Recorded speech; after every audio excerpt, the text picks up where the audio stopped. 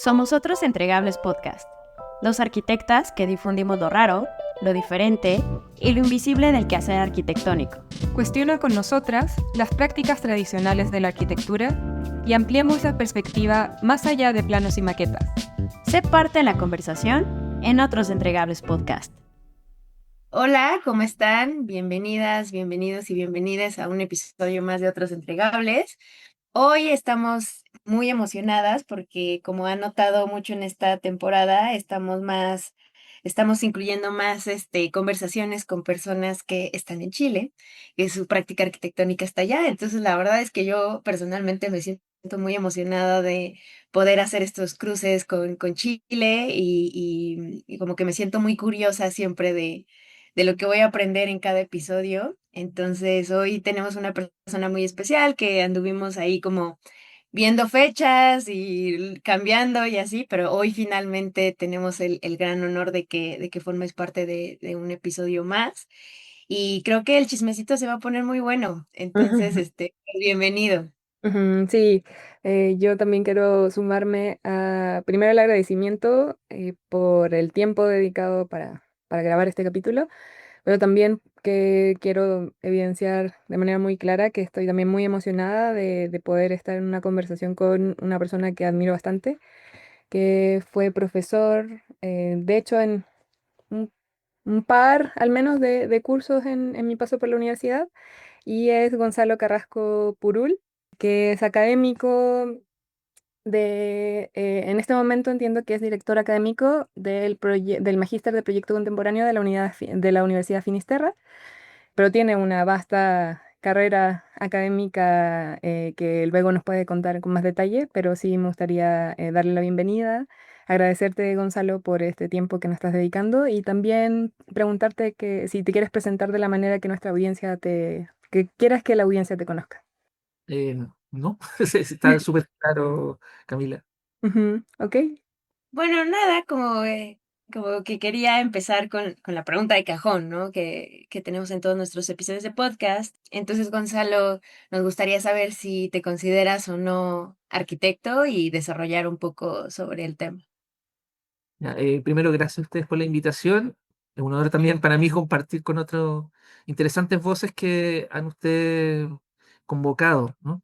Sobre la pregunta de Karina, es una pregunta que me gusta mucho porque precisamente lleva para mí apunta a una cierta necesidad de redefinir la arquitectura no en términos disciplinares, que era más bien del siglo XX, sino en términos de una cierta flexibilidad a procesos de cambio muy fuertes que estamos viviendo.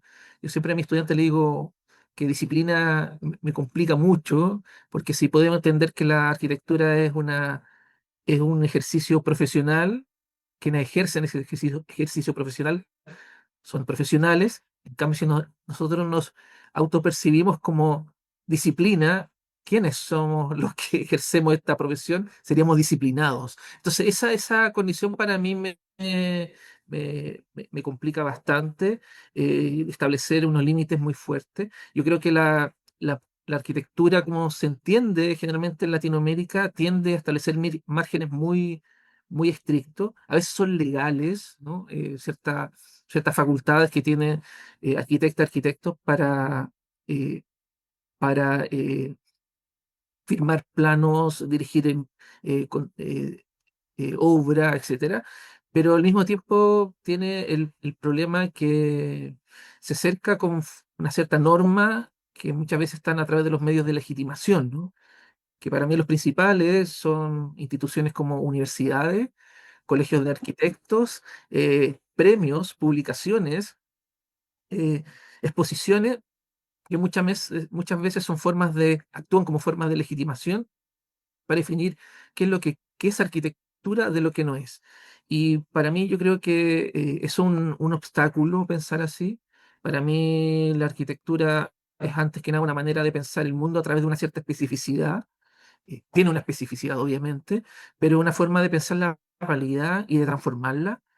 Es una forma, por lo tanto, de epistemología, o sea, manera de conocer el mundo, de interpretarlo y actuar sobre él, antes que una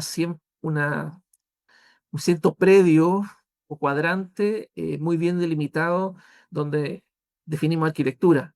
Si me preguntas si soy arquitecto o no, en los primeros términos disciplina cada vez menos, y no de que a mí me interesa, nunca he dejado de hacerlo.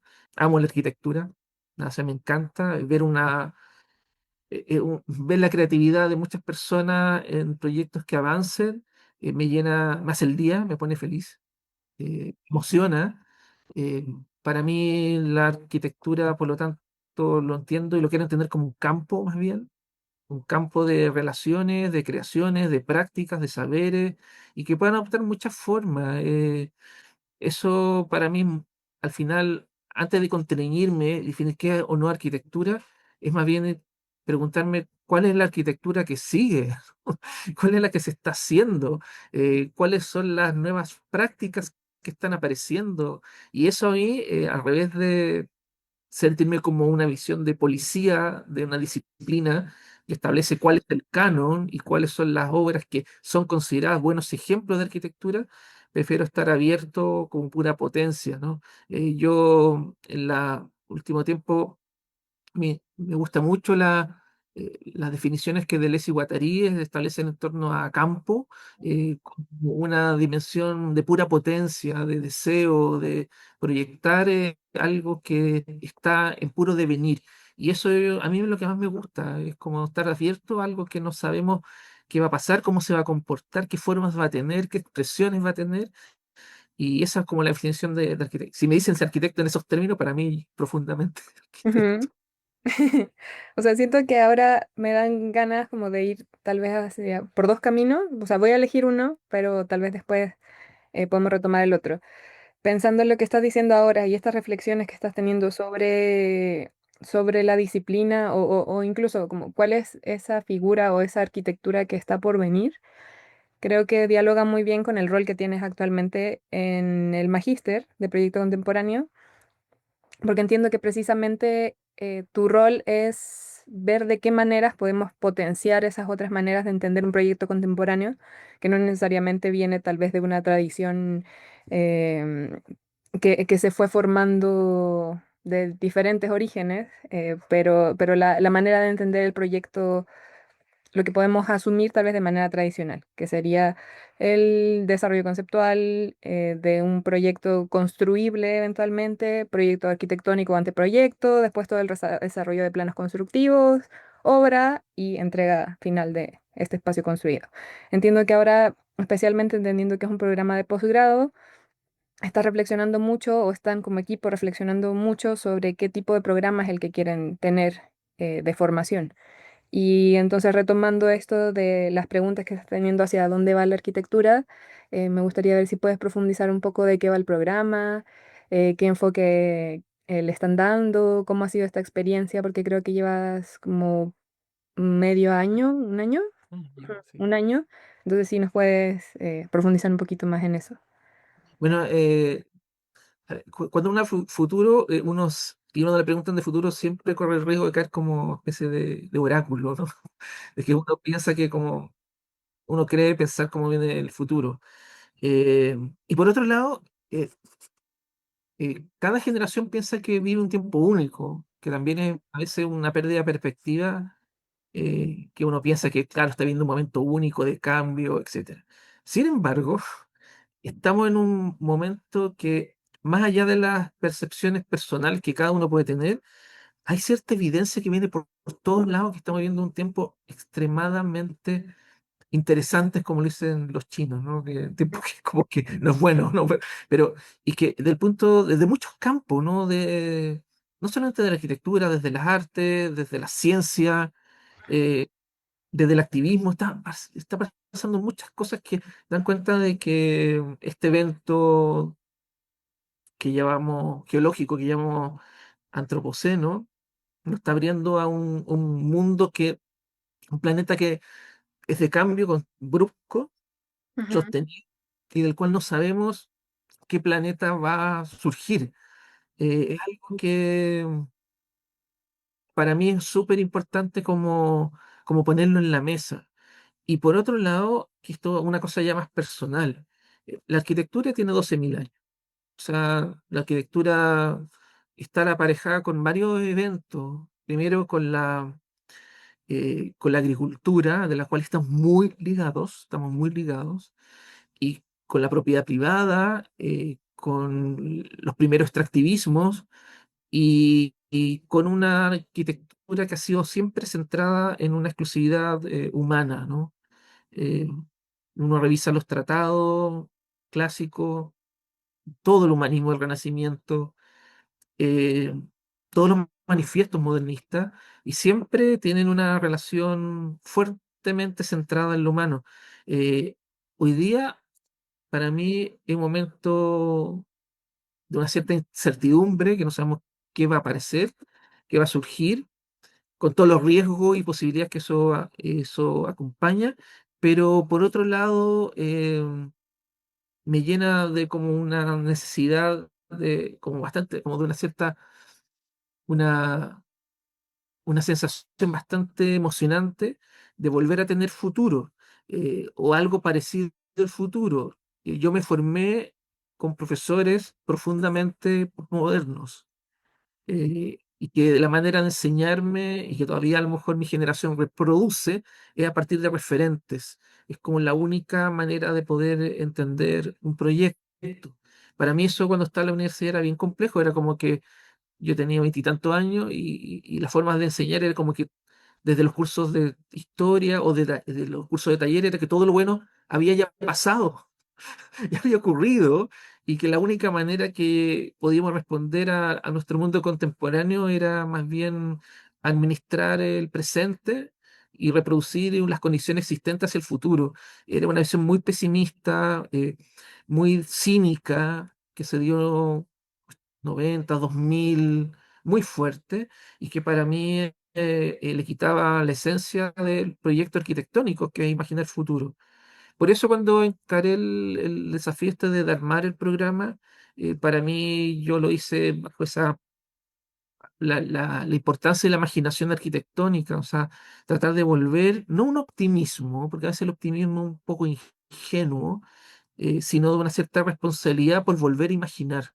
La arquitectura, a mí me llama poderosamente la atención que la imaginación no sea central en las escuelas de arquitectura ni en las discusiones de nuestros colegas. Imaginamos todo el día, pero imaginar implica proyectos. Eh, el magíster de alguna manera se centró en eso, eh, bajo una idea de tres campos de acción. Un campo de acción centrado en el proyecto, pero expandido a otros formatos, un poco lo que ustedes hacen, entendiendo de que no hay una sola manera de responder hoy día a los sueños de nuestra sociedad, de nuestras comunidades. Por otro lado, una dimensión de un campo centrado en la innovación pedagógica, unas pedagogías que sean realmente radicales y que permitan no reproducir modos, formas y prejuicios que generaciones anteriores tuvieron, sino abrirse a cuáles son estas nuevas pedagogías que necesitamos. Y una tercera visión, que para mí es la visión crítica. Yo quiero mucho el ensayo, el la palabra escrita como forma a través de los cuales poder ejercer una crítica. Pero hoy día tenemos nuevos formatos críticos, video ensayo, instalación, exposiciones, curatoría, y que ese es otro campo de acción que nosotros proponíamos. Hoy día el magíster está girando también hacia una interdisciplinariedad, está en proceso de ajuste, para acercarnos a una mayor interdisciplinariedad, entendiendo nuevamente que ese campo de acción se tiene que expandir, se tiene que ampliar, siempre eso sí, de una cierta especificidad, que yo la defiendo fuertemente. Generalmente a veces uno se le ve que por tratar de explorar otros campos, uno está eh, literalmente destituyendo el proyecto como principal objetivo. Ujú. Eh, yo creo que no. Yo creo que a mí me pasa que yo, cuando veo los modernos, los textos de la vanguardia, miraban muchas cosas, o sea, miraban su tiempo, su época, miraban la biología, miraban la ingeniería, miraban la sociología, y Ujú. siempre con una de estas una cierta curiosidad. Pero algo ocurrió entre los 77 en adelante que perdimos ese ánimo de futuro. Y el futuro, eso sí que es pura potencia y por lo tanto es una llama doble, ¿no? Que por un lado tiene una relación de mucha expectación porque le va a surgir positiva, pero al mismo tiempo riesgos. Entonces yo creo que estamos transitando, y nuevamente no es porque uno esté en una generación que diga, estamos pasando un momento único, irrepetible, pero es que hay muchas evidencias que muestran de que tenemos que repensar la arquitectura, pensar una arquitectura más allá del humano, relaciones con otras especies, relaciones, generar hibridaciones con las nuevas tecnologías, pero al mismo volver a pensar cuáles son las urgencias del punto de vista social que son bastante graves. Entonces, son varios aspectos que yo encuentro que hoy día ha vuelto al futuro fuertemente. Yo creo que ya salimos de la posmodernidad, cosa que a mí me alegra mucho. Bueno, por mi vida tuvo algunas cosas que van a ir a mí me importan, que son, hay que yo lo reconozco, desde la arquitectura, la preocupación por la ciudad, y del punto de vista del conocimiento, abrir a nuevos enfoques que complejizaron el- la imaginación arquitectónica, ¿no? Pero hoy día salimos de cierto marasmo que teníamos desde los últimos 35, 40 años y hoy día nos enfrentamos más bien, y yo lo veo en mis estudiantes, como un ánimo de, de como tratar de imaginar, pensar otros mundos posibles.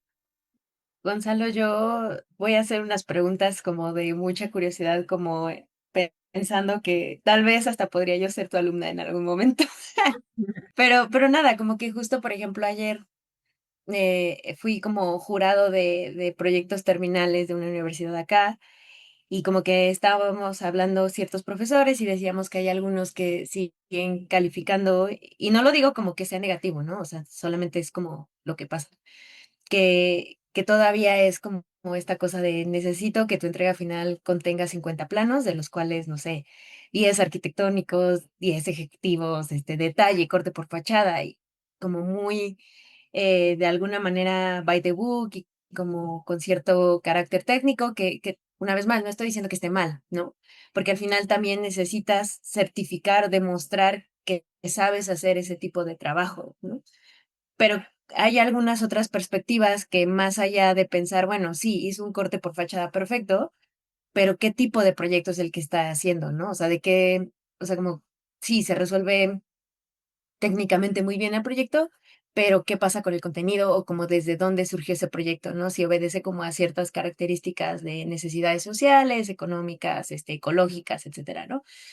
Y son como posturas de repente ahí como diferentes, pero cuando estás en una licenciatura de arquitectura necesitas demostrar eso, ¿no?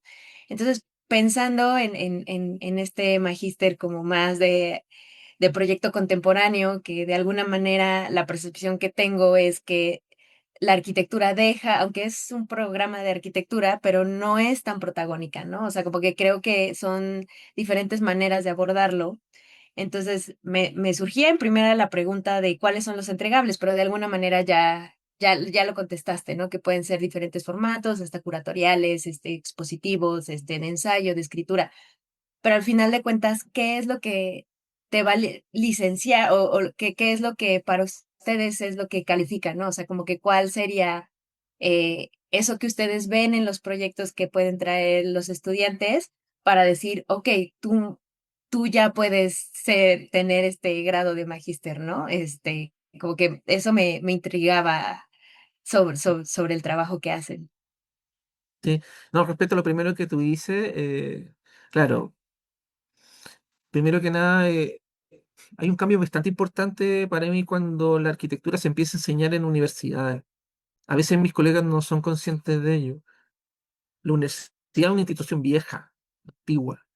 La arquitectura entra como bien tardíamente, muy tardíamente, pero es un lugar que es súper importante. O sea, tenemos a José Luis Ser del año 56 en Harvard, cambiando las visiones sobre la ciudad a partir de la idea de diseño urbano, por ejemplo.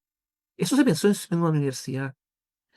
O el año 60, Kevin Lynch, revoluciona la manera de pensar la ciudad también desde justamente la universidad. Robert Venturi, Complejidad y Contradicción de Arquitectura, era producto de sus clases de cursos de historia en universidad. Y así podemos ver muchos ejemplos.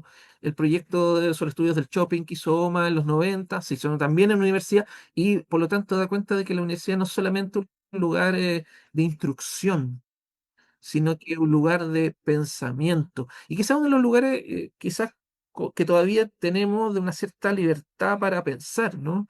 Yo creo que hay dos lugares donde hoy día podemos, o sea, se puede pensar libremente el presente y el futuro, ¿no? Uno son las universidades y otros son las comunidades, ¿no? Las comunidades, desde el activismo, yo creo que tienen muy bien claro lo que es, pueden leer muy bien un presente y desear un futuro desde su territorio, y la universidad también lo hace, ¿no? Em, yo entiendo muchas veces que hay un ánimo de preparar a estudiantes para el mundo laboral, ¿no? Eh, pero yo creo que yo, por lo menos con mi estudiante, es poder pensar de que no solamente no se les prepara para trabajar para otros arquitectos, sino que primero uno forma arquitectos, colegas, que sean autónomos, que tengan esa autonomía, que puedan ellos trazar su futuro. Entiendo la visión productivista de entrenar personas. La puedo entender, pero cuando eso es el centro, se me produce un cierto problema en un sector, sobre todo como la arquitectura forma parte de la industria cultural, sumamente precarizado. Entonces, preparar, entrenar personas para trabajar para otras personas con una situación precaria y siempre en una relación subalterna me complica políticamente, ¿no? O sea, para mí es importante crear una persona que tenga autonomía, y bueno, la vida es mucho más compleja de los conocimientos que pueden tener uno en 5 o 6 años, ¿no? En ese sentido, la maestría, como te dice, lo entregable, afortunadamente tenemos muchas voces, hemos tenido a Federico Soriano, hemos tenido a Jorge Valiente de Grandeza, los productoras, o sea, muchas personas que de alguna manera están trabajando desde que quieren mucho la arquitectura, pero que están abordando otras formas donde la arquitectura pueda ocurrir en cuanto pensamiento y cuanto práctica. Eh, por eso, las formas que tú me dices, Karina, de apuntar hacia los, entregables, como tú dices, de finales, es principalmente una pequeña tesina y muchas veces con una acción proyectual que puede tomarse desde una mención de un proyecto expandido de arquitectura, desde una innovación pedagógica, ¿no? O una dimensión crítica de un cierto formato que puede tener el, el video ensayo, el texto más tradicional de arquitectura, o exposiciones. Eh, Porque estoy entendiendo que eh, un magíster es profundización, y por lo tanto poder expandir en los lugares donde la arquitectura pueda ocurrir, que yo creo que hoy día hay que ser también eh, intuitivo en donde la arquitectura puede estar ocurriendo. Afortunadamente, nuestra especificidad, que para mí siempre está en la producción de imágenes, la representación, para mí eso es la especificidad, no está en la construcción. O sea, eso sabemos de todo un poco, pero está la posibilidad de construir representaciones, imágenes, cosa que cuando conversa con un ingeniero o un constructor nos damos cuenta que realmente es lo que nos hace a nosotros ¿no es cierto?, especiales en ese sentido. eh, Nosotros pensamos a través de imágenes, ¿no? Comunicamos a través de imágenes, soñamos a través de imágenes, resolvemos problemas técnicos a través de imágenes. Y para mí eso es como lo central. De ahí se suman muchos conocimientos más. Para mí eso es lo clave hoy en día. Y afortunadamente, eh, todos los fenómenos que ocurren se dan en el espacio, se dan en un cierto ambiente, y en cuanto ocurre en esas condiciones, es posible ser pensado desde la arquitectura. O sea, no hay cosa que no ocurra en el espacio que tenga una dimensión material en este planeta que no pueda ser para mí pensado desde la arquitectura, eh, interrogado de nuestra propia especificidad. Y por lo tanto, no sentirnos ajeno a muchos problemas que uno dice, bueno, ¿esto qué tiene que ver con un edificio? Que es algo que generalmente ocurre en mi generación al menos. Ujú. Creo que, o sea, justo en un momento te iba a preguntar sobre cuál era el aspecto que tal vez definían o estaban reflexionando sobre la especificidad, porque creo que esa pregunta puede ser respondida de diferentes maneras de cuál es la especificidad de la arquitectura dependiendo a quién se le pregunte, básicamente. Y creo que tal vez algo relacionando con lo que decía Cari, porque igual, o sea, como paréntesis para quienes tal vez no escuchan desde Chile, el corte por fachada es como el escantillón, es como el dibujo como a detalle constructivo. Entonces, acá al menos en las universidades lo que he visto, y es un medio transversal, creo que ya he tenido como la fortuna de poder ver entregas de fin de carrera o participar en procesos de docencia en distintas universidades, creo que es una formación bastante constructiva. Incluso en una de las universidades donde doy clases, por ejemplo, uno de los bloques de formación es materialización de la arquitectura. Y en esa materialización es todo un trimestre hacer un proyecto, o sea, a nivel de anteproyecto, y luego todo el otro trimestre hacer todos los planos constructivos. Y casi que incluso hacer el presupuesto, entender cómo cobrar, todo lo que implica realmente, o sea, los estudiantes salen con la formación necesaria para realmente casi que por su cuenta saber cómo se desarrolla un proyecto completo. Eh, entonces creo que es una formación bastante centrada en esa materialización o el proyecto, cómo se va a construir, el eh, proyecto edificatorio y, y que creo que, o sea, entiendo que tal vez por ahí va la pregunta de Cari de cómo en esa entrega final de carrera hay que ser capaces o los estudiantes tienen que ser capaces de resolver esos problemas. Pero yo, por ejemplo, por otro lado, y ahí tal vez nos podemos ir viendo a temas de formación, no sé, yo casi siempre hago el comentario que yo nunca tuve que hacer un escantillón de mi proyecto de título. O sea, creo que el único escantillón que hice o corte por fachada que hice durante la carrera fue en el curso de edificación 2 con Mario Villa, y que era como dibujarlo a mano. Y no tuve como esa formación realmente de cómo entender que se materializaba un proyecto y lo que después eso me ocasionó a mí particular, en mi caso particular, de venir de formación de Chile a trabajar a México, tenía como unos vacíos gigantes de cómo se construyen las cosas y me costó muchísimo luego el trabajo de oficinas precisamente por eso. Eh, pero no sé si hay algo, y no sé si tú has tenido la experiencia, Gonzalo, de ir y hablar con personas que se dedican a la formación o trabajar en docencia en arquitectura, pero también arquitectos y arquitectas en otros lugares del mundo, y que vean o tienen estas discusiones de cómo a nivel nacional también se tienen distintas visiones sobre la formación y la disciplina, y que tengo ahí como una cierta intuición y que creo que viene más como por mi sesgo de la universidad, que en la Universidad Católica sí hay ciertas reflexiones por un grupo de personas, obviamente no se puede generalizar, que tal vez sí hay una postura, no sé si más crítica hacia el rol del arquitecto o es solo como una visión que yo tengo desde fuera y tú ya teniendo la experiencia de haber trabajado ahí, ahora estar en otra universidad, platicar, conversar con otras personas, tienes estas mismas reflexiones de cómo cada país y cada universidad le da su propia visión a la formación que está dando a los estudiantes. Bueno, primero que nada, yo soy profundamente materialista, Ujú. profundamente materialista, tanto histórico como, como de los nuevos materialismos. Ajá, Yo, para mí, a ver, si no viviendo me gustan mucho las definiciones, sí, como para, hay una que me gusta y que yo la cambié un poco, ¿no? Que es la de, me sirve para como presentar como ciertos problemas para iniciar una conversación. Louis Mumford define la arquitectura como cualquier transformación sobre el planeta, sobre nuestro planeta, eh, que permita la vida, a excepción del desierto, si lo pone.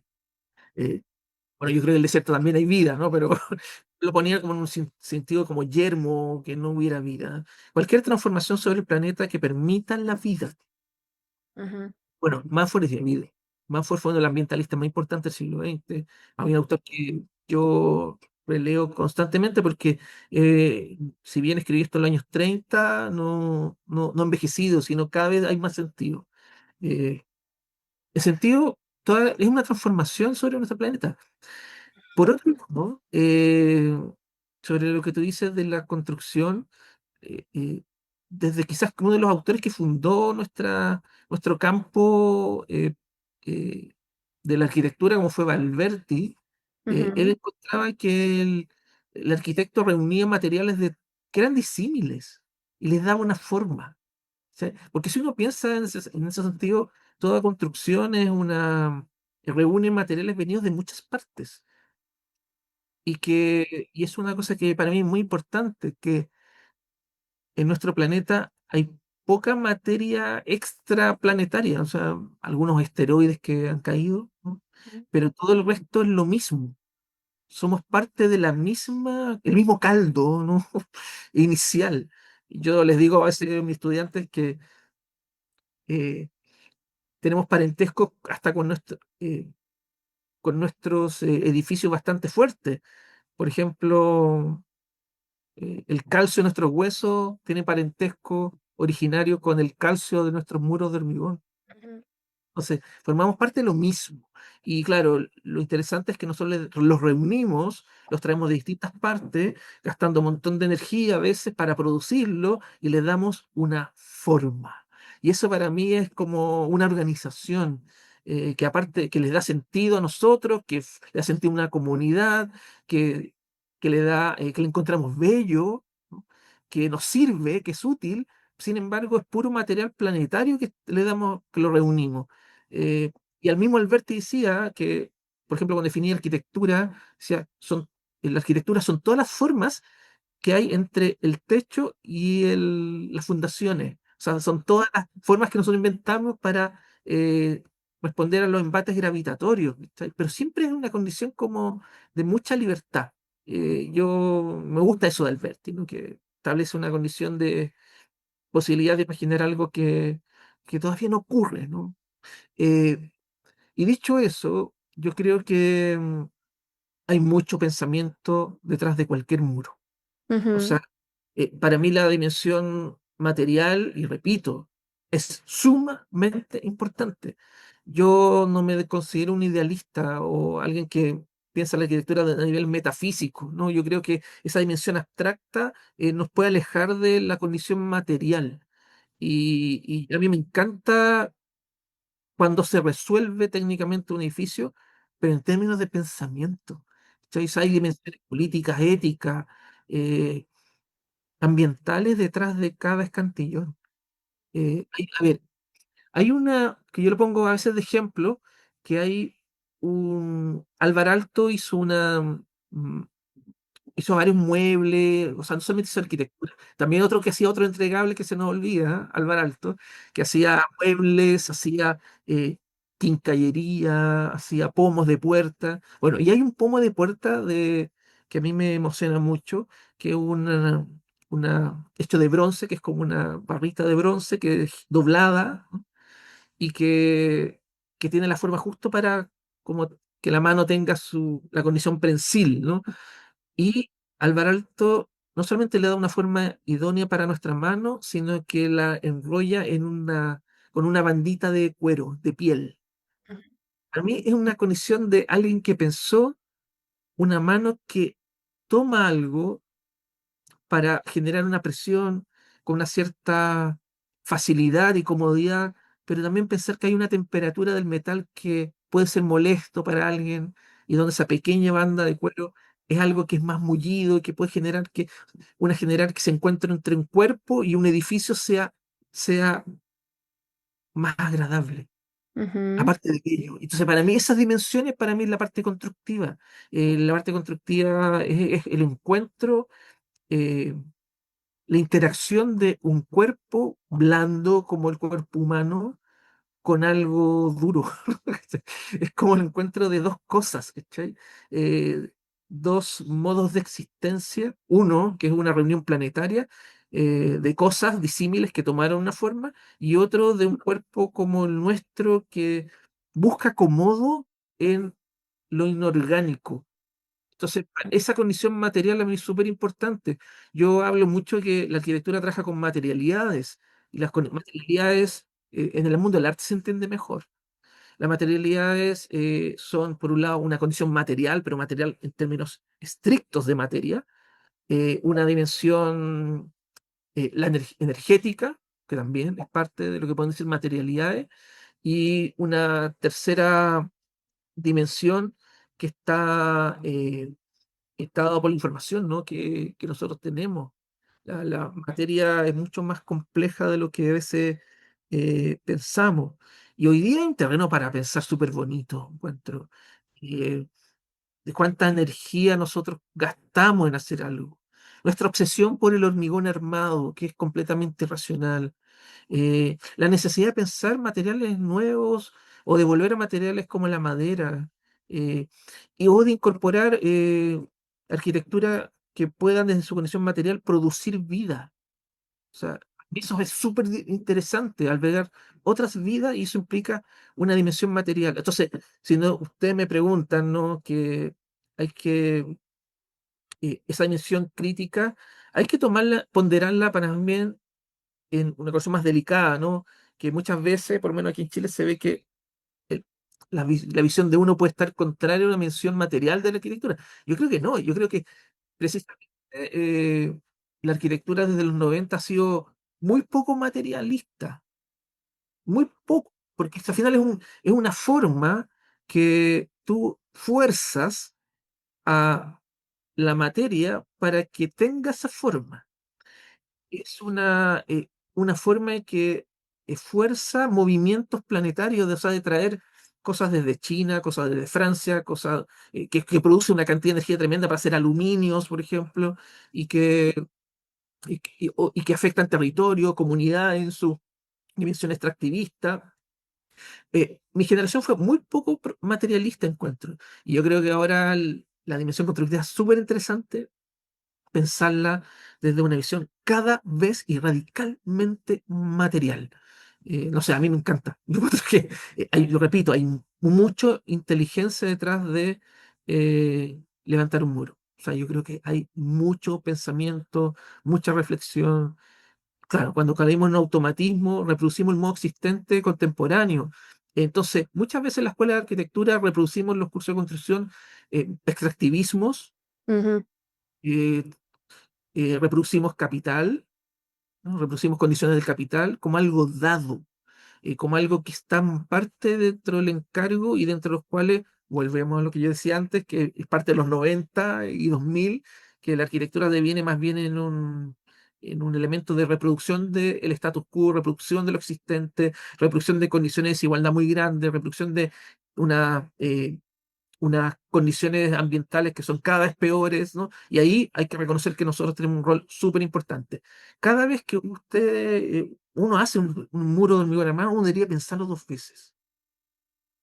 Eh, Eso a mí y muchas veces el canon, que entendido como aquellas obras ejemplares que desde las escuelas de arquitectura, desde las publicaciones, de las exposiciones, se potencian, reproducen formas carbón, como dice Elisa Iturbe, eh, una teórica que tiene este concepto de que cada edificio es forma carbón. ujú, ¿Vale? sí, Cada arquitecto le da forma a un modo comenzado en la modernidad de una cierta arquitectura que en su producción necesita carbón para ser producida, ¿no? Entonces, hizo una división para que me gusta, y Lisa Turbe dice, bueno, ¿cuáles son las maneras, en un momento de transición energética, la ujú, arquitectura también debería cambiar en términos de su forma y sus condiciones materiales?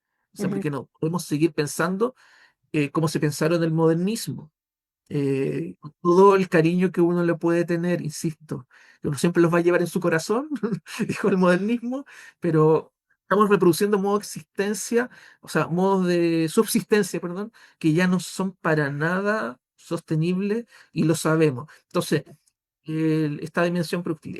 Y por último, en torno a la especificidad de lo que yo decía de la imaginación para que se entienda, eh, eh, para mí es muy importante entender que todavía estamos en el en el círculo humanista de la arquitectura. Ujú, ¿Ya? Esta especialidad es hasta ahora, para mí es hasta ahora. Estamos en un momento que estamos pasando hacia una poshumanidad, ujú, pero todavía venimos de una humanidad. Y dentro del humanismo la arquitectura se basaba en la representación, perspectiva, secciones, planimetrías, detalles, ¿no? Eh, los arquitectos del siglo XVI se empezaron a retratar con planos. Eran en ese caso, puro hombre, ¿no? Pero hombres con planos. Giulio Romano con un plano extendido, siempre con un proyecto que a ellos les ujú, gustaba, ¿no? ujú. Eh, eh, Ledoux con su hija, retratado con su hija, y con un Claro. plano extendido. Siempre como el hombre de los planos y en obra a veces lo vemos, ¿a quién dice dónde está el arquitecto? El que va con los planos, ¿no? Siempre es como el que trabaja con la representación. Pero repito, eso es una especificidad que nosotros venimos desde el humanismo y desde 12.000 años que la arquitectura estuvo muy relacionada con la agricultura o con la agrilogística, como dice Timothy Morton. Nosotros ahora, para mí, estamos entrando en un tiempo que a lo mejor la especificidad va a ser otra, y a lo mejor vamos a tener que saber otras cosas, pero por lo menos hasta ahora ese momento está en emergencia y todavía no está muy claro cuáles son ese arquitecto que va a surgir desde una visión poshumanista. Pero yo creo que hacia allá ya estamos comenzando. Ahora que los escucho, o sea, me encanta como tener estas conversaciones como, porque comparo mucho, obviamente, como las perspectivas que tienen respecto a México, ¿no? Entonces, hace rato, como lo comentaba Camila, de cómo es la educación un poco acá en México, curiosamente, en provincia, regularmente están las universidades que ofrecen la licenciatura en arquitectura, que también tienen materias como más de pensamiento crítico, filosófico, historia, pero por el otro lado también están las escuelas técnicas, o sea, como que está, por ejemplo, como decíamos al principio, yo soy de Pachuca, ¿no? Está la Universidad Autónoma del Estado de Hidalgo, que tiene la licenciatura en arquitectura, pero también está el Tecnológico de Pachuca, que tiene también arquitectura. Y son como diferentes perfiles, ¿no? En teoría, los técnicos tienen, pues, obviamente un carácter más resolutivo de material. Y las licenciaturas, que pues, es donde viene más diseño, crítica y así. Y entonces como que a veces converger esos dos mundos en el campo laboral, pues hasta se generan, no digo enemigos, pero es como, es que como estudió arquitectura, no sabe resolver, o sea, sí, diseñó, no sé, estoy hablando por hablar, un muro curvo, bien complicado, pero no sabe cómo resolverlo y entonces ahora nosotros lo tenemos que resolver. Y entonces nada, como que se crean como estas Fricción. cosas, ajá, fricciones como entre perfiles y así. Lo cual digo, al menos estamos como acostumbrados, pero me parece algo como muy curioso porque también aquí en México parte como de, o sea, creo que el perfil también más técnico parte de una necesidad de emergencia de resolver cosas, ¿no? O sea, como que a veces es, como que se siente más las personas, ¿no? O contrato a alguien técnico o con un perfil diferente. Y creo que, o sea, como más de licenciado en arquitectura, y creo que también tiene que ver con el privilegio que implica ser un arquitecta, arquitecte, ¿no? Versus una persona que va a resolver una construcción que necesita ahora y que va tal vez a tener una figura más de acompañamiento técnico que de algo que se queda en segunda mano que tiene que ver con cosas más de estética o de así. Entonces, como que eso me llevó a pensar y tal vez como de estos otros entregables, ¿no? Como que en algún momento fuera del aire estábamos platicando como con otras personas que habíamos entrevistado y decíamos, bueno, sí, los otros entregables, todos nos dedicamos ahora a hacer esto, pero al mismo tiempo como tampoco hay que romantizarlo, ¿no? O sea, como de decir, es que a veces, por ejemplo, ¿no? En el ámbito de curaduría, que es tal vez donde tengo un poquito más un pie ahí, como que te das cuenta que sí existe cierto privilegio para poder ejercerlo, ¿no? Ciertas relaciones, o sea, la misma arquitectura es así, ¿no? Entonces a veces es como complicado porque son a veces como no tan accesibles, ¿no? Parece más fácil en el campo laboral tal vez trabajar en un despacho y seguir resolviendo cosas técnicas, al menos acá en México, que tal vez como que se siente algo de, híjole, tener el valor y emprender y hacer otra cosa de otros entregables, pero regularmente, y creo que muchas personas que han estado en este podcast han sido muy abiertas en decir, es que yo tuve como cierto privilegio de que mi familia me apoyó con estas cosas y entonces pude salirme de como de eso, ¿no? Entonces, no sé, como en términos de qué te imaginas que puedan estar haciendo tus estudiantes cuando terminen este magíster, como en el campo laboral y qué tanto también se vuelve algo como accesible a poder hacerlo, ¿no? O sea, yo, y también como que Camila en muchas conferencias que damos, decimos, es que la mayoría de las personas, al menos acá en México, vamos a salir, vamos a trabajar como por alguien, con alguien más, pero cada vez hay menos proyectos de como que se construyan de manera más tradicional con un cliente y así. Entonces, ¿dónde quedamos los demás? O haces otros entregables o trabajas para alguien más, pero como que todo implica un riesgo, ¿no?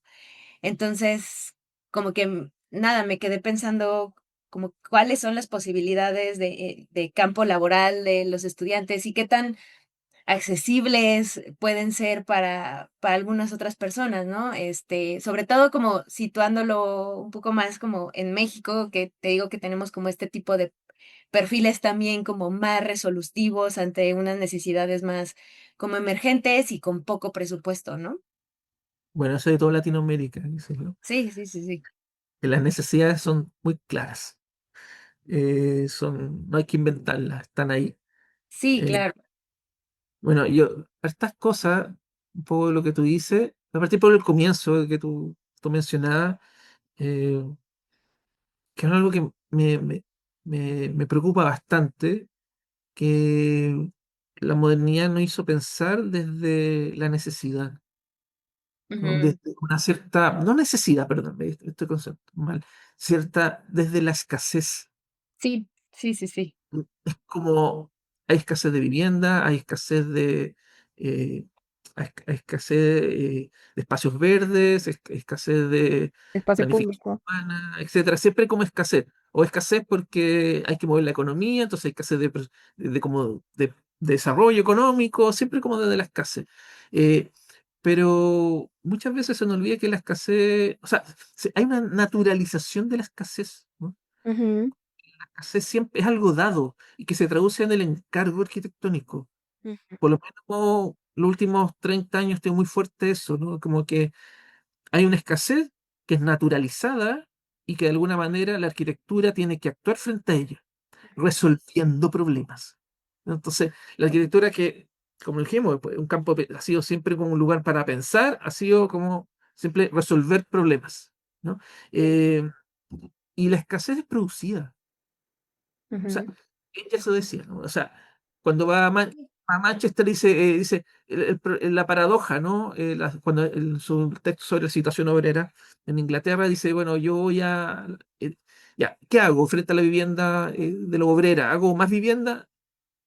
No, que no haya pobres. Es como ese problema. ¿Cachai? Entonces, en el ambiente de temas de ecología, voy a hacer arquitectura más energéticamente con menos impacto, o sea, verdes o con menos impacto. No, el problema es nuestro nivel de consumo.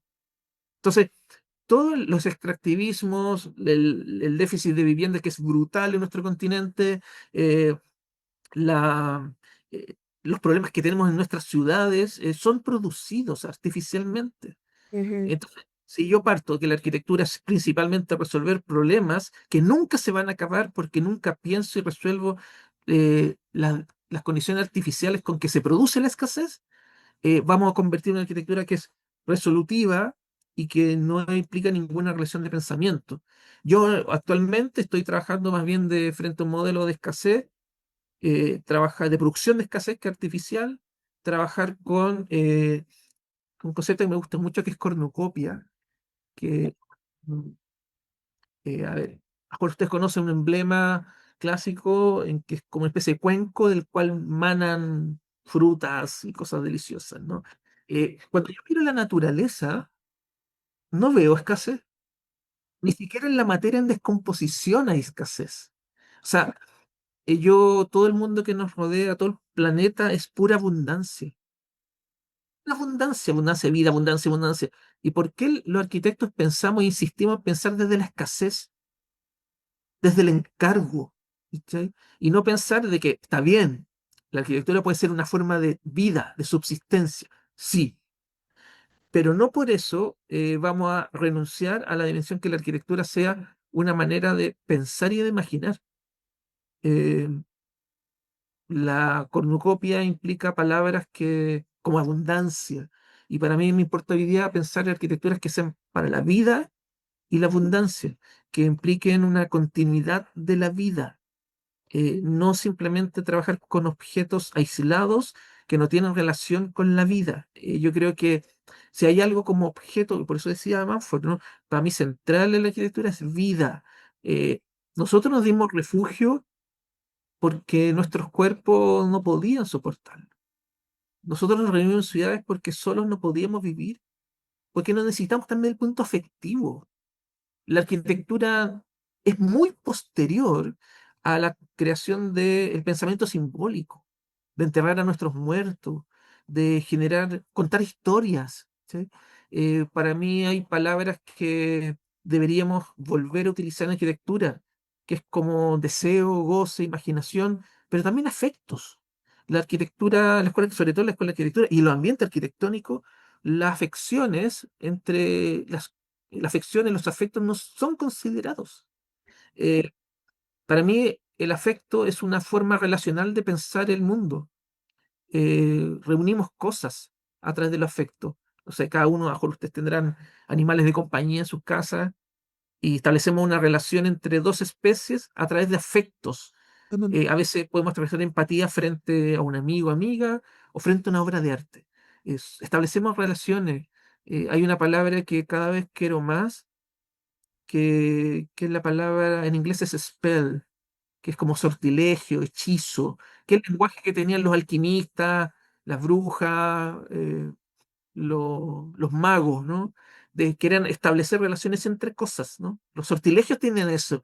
Para mí es un tipo de lenguaje que debería volver a aparecer en un mundo fuertemente interconectado, eh, sacando y siendo consciente de que la arquitectura desde la modernidad, y eso lo decía Tafuri, ha sido subsumida por el capital. Ujú. O sea, reproducen las condiciones de producción del capital. Sí. Y si nos vamos a autores como Deleuze y Guattari, dicen, bueno, incluso ha cambiado nuestras subjetividades, o autores como Bifo Berandi, ¿cachai? O sea, es un proceso de que la arquitectura empieza a utilizar las formas de producción propias del capital y al mismo tiempo creamos subjetividades nuevas. Entonces, lo que tú dices es claramente en que no solamente es una forma de trabajo, es algo que nos reproduce lo que existe y nos cambia nuestra manera de ser, nos cambia, nos construye otra figura, otra subjetividad que es profundamente pesimista, Ujú. como diciendo que este es el mundo y de alguna manera lo tengo que aceptar. Mauricio Lazarato establece que la manera en que actúa hoy día el capital es a través de la deuda. Siempre estamos en falta. Y muchas veces yo veo que jóvenes arquitectos muy talentosos cambian sus maneras de pensar, de hacer, porque la deuda los cambia.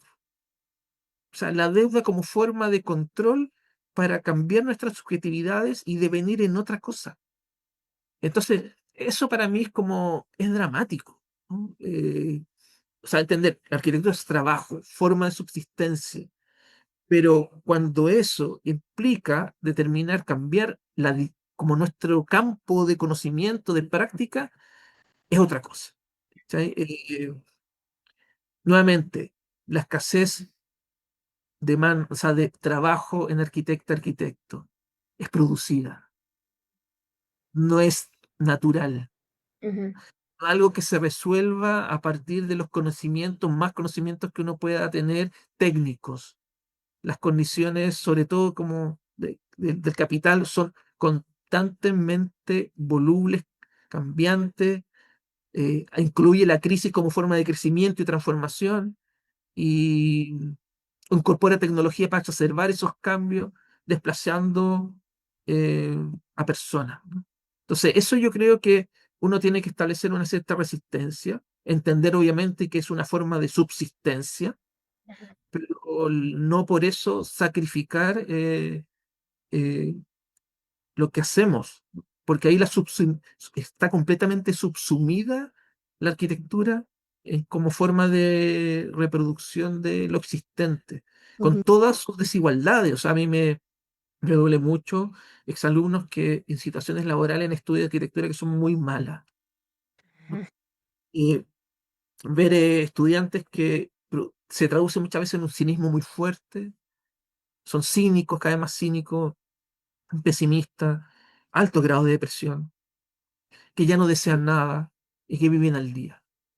Pero entender de que eso no es producido porque una arquitectura se aleja del mundo real. Yo trabajé en oficina muchos años.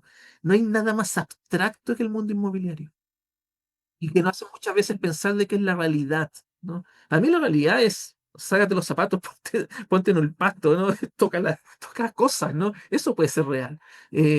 Pero no lo es el capital, es lo más abstracto del mundo. Per Vittorio Aureli, el último, Per Vittorio Aureli está trabajando mucho en esto, y yo comparto mucho su visión de que Aureli dice que el último, o sea, no sacamos nada con incorporar solamente estrategias ecológicas a nuestros proyectos. Dice, Aurel dice, hay una barrera, un obstáculo epistemológico es tremendo que se llama abstracción. Para nosotros trabajamos desde la abstracción. ujú, Y él lo pone, dice, el plano de catastro. No sé cómo ujú. se llama el plano de catastro del lote, donde parece, y trabajamos sobre un polígono donde está el terreno y trabajamos e imaginamos desde abstracción. Pero eso no es el lugar, ¿no? Es un límite de propiedad, nada Sí. más. ¿Cachai? Entonces, y pensamos que eso es arquitectura, y pensamos que peor que esa es la realidad. Por eso es una condición de que los medios de producción contemporáneos son alienantes y tenemos que ser conscientes de eso. Consciente. Yo creo que los últimos 30 años mi generación fue sumamente dócil. Es la generación de Rem Koolhaas, del surfista que busca la mejor ola en el mar del capital, ¿no?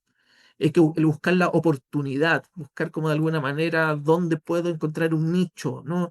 De pensar como el broker. Y en los años 90, a fines de los 90, se pensaba de que el problema era que nosotros hablamos demasiado crípticos, que hablamos no con el lenguaje que se tiene que hablar en el ambiente corporativo. Y empezó, usted lo conocerán, ¿no? Los acrónimos en Oficina de Arquitectura, BIG, AMO, OMA, ¿no? MBDR, el acrónimo como una especie de corporación. Y empezó también lo que autores han llamado como el pensamiento charlatet o PowerPoint, ¿no? Que tratar de, como de alguna manera, a través de diagramas, esquemas, convencer a alguien. Philip Johnson, que era un cínico de tomo y lomo, decía que hay tres cosas que son las más importantes para la arquitectura: conseguir el proyecto y conseguir el proyecto. Ujú, Pero era profundamente un cínico, ¿no? Que no le interesaba nada, ¿no? Y eso justamente es algo que fue muy fuerte en los últimos 30 años. Eh, Fue la época del Star Architects, fue la época de un crecimiento bastante alto de los commodities de los años 90, niveles de crecimiento, por ejemplo, en Chile 7,4%, una locura. Ahora, por ejemplo, en la India, el que más crece es 6%, es una locura, ¿no?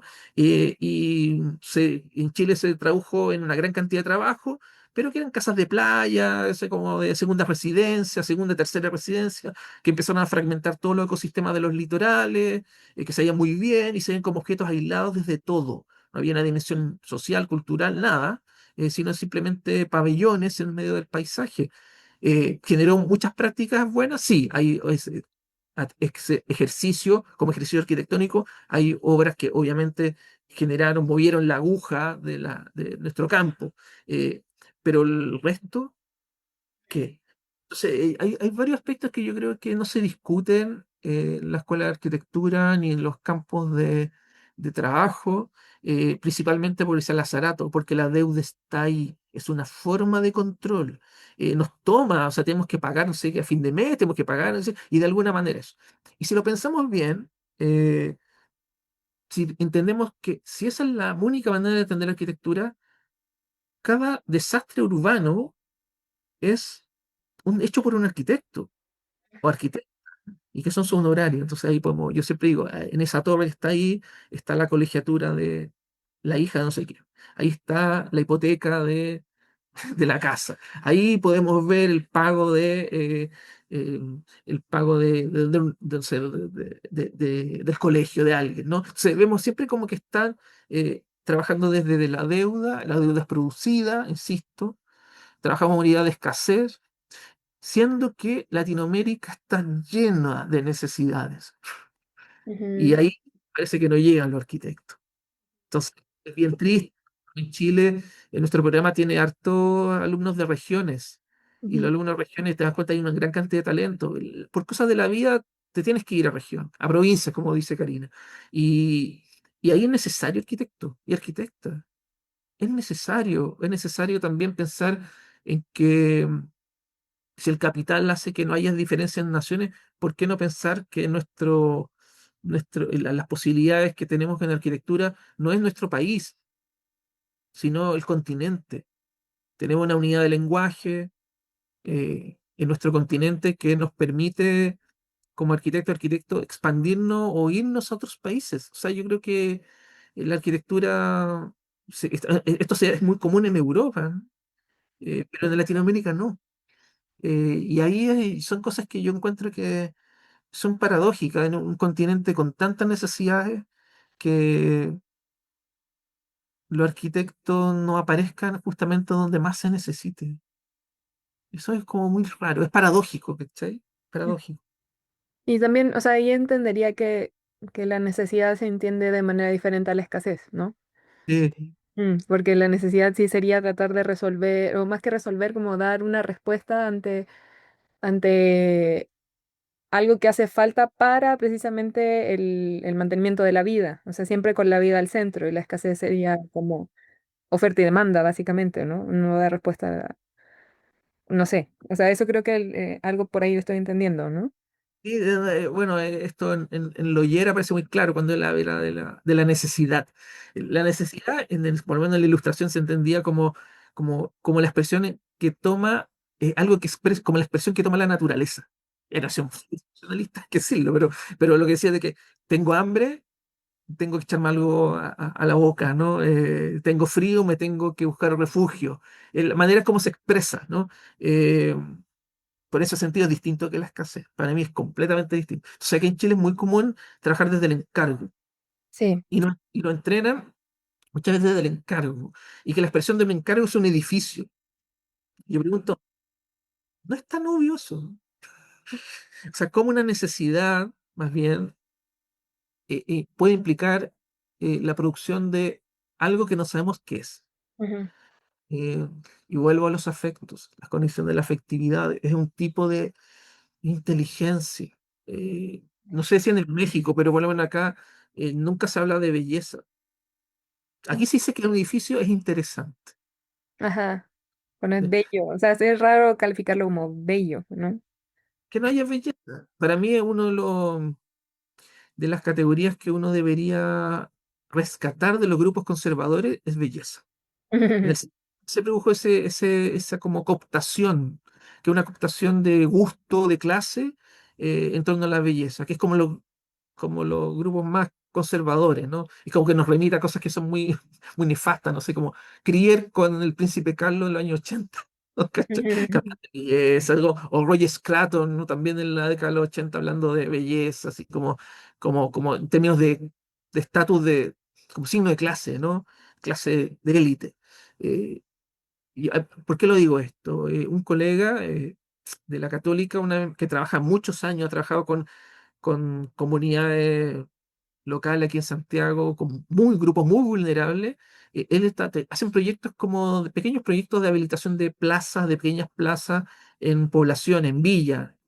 él trabaja siempre como una visión como que trabajan los arquitectos que trabajan en dimensiones sociales, ¿no? Que es trabajar con las necesidades, ¿no? Lo útil, bajo presupuesto y tratar de maximizar todo eso con participación ciudadana, etcétera. Y me acuerdo que, dijo, y de repente la gente lo primero que ya cuando llegamos me dice, lo único que le pido es que nos haga algo bello. Y él, mi colega, dijo, y yo quedé descolocado. Nunca lo había considerado en mis variables. Dijo, nunca, o sea, importaba, no, yo estaba metido en el mundo del presupuesto, estaba metido con el mundo de trabajar con lo necesario, trabajar con la articulación con quienes podían hacer esto posible, dijo, pero nunca consideré que lo que querían era algo bello. Entonces, para mí, la condición de los afectos, la condición de la belleza, capturar, recobrar la belleza desde los grupos conservadores, es súper importante. eh, es lo que de alguna manera nosotros podemos entregar además de un refugio, algo que le dé sentido a un colectivo. Eh, no sé, a mí eso es una dimensión que nos aborda. Y muy triste, que también la entregamos, ¿sabes? Y ahora el edificio tiene que ser útil, se vea bien, pero se vea bien bajo un cierto apil, como de un campo muy específico de los arquitectos, que nos gusta eso, pero que no le dé sentido a las otras personas, ¿no? Creo que me quedé pensando como en muchas cosas. Estaba leyendo un libro súper interesante justo como de la abundancia y de cómo fue creado como más un mito que realmente una realidad, ¿no? O sea, y como basada más como en esta idea colonial de tomar del otro algo, quitarlo para yo ser más abundante y entonces, no sé, me parecía como muy interesante y que tampoco a mí actualmente me molesta como pensar también desde ahí, o sea, creo que también desde ese vacío se pueden hacer cosas, ¿no? Pero es más por la connotación negativa que creo que tiene o de sus orígenes la palabra. Y también me quedé pensando, en algún momento hubo una arquitecta que hablaba mucho de, acá en México, como de la belleza como un derecho básico, ¿no?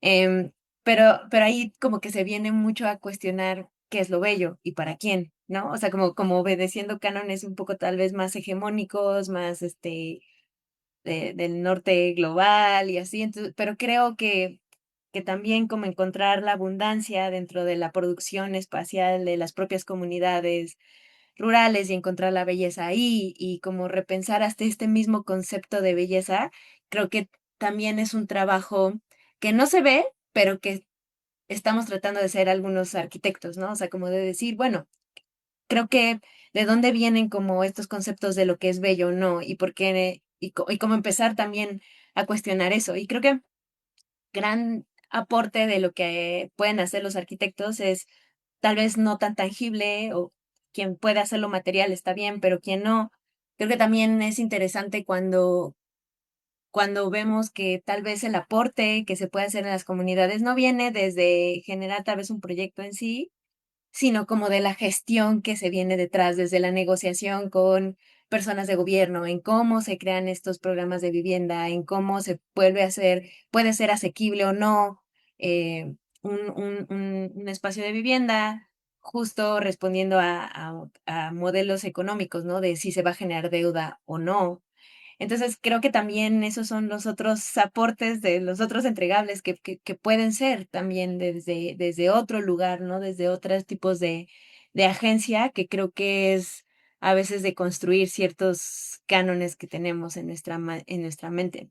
Y que creo que eso es lo que me parece interesante de estar abordando en estas nuevas pedagogías que estás haciendo en el magíster y que creo que, puta, o sea, es muy lindo como pensar que hay un lugar donde se pueden estar repensando estas cosas y teniendo estos diálogos que a mí al menos me parece como súper interesante y encontrar como nuevas salidas, ¿no?